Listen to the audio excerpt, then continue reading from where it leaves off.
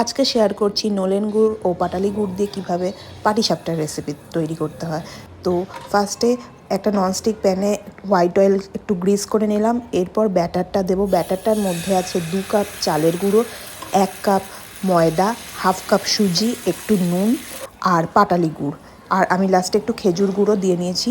এরপর আমি এটা নারকেলের পুর দিয়ে করছি। নারকেলের পুরটাও খেজুর গুড় এবং পাটালি গুড় দিয়ে তৈরি করেছি।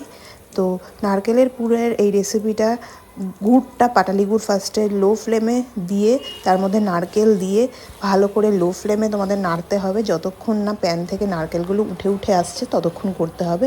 তো পাটিসাপটা আমার রেডি হয়ে গেছে। এবার জাস্ট ফোল্ড করে নিচ্ছি। দেখো খুব সুন্দর হয়েছে। পাটিসাপটার কালারটা ইয়েলো হয়েছে কারণ আমি গুড় দিয়ে ব্যাটারটা তৈরি করেছি। তো এটা আমার ফার্স্ট অ্যাটেম্প ছিল পাটিসাপটা রেসিপির। তো কেমন লাগলো অবশ্যই শেয়ার করতে ভুলো না কিন্তু।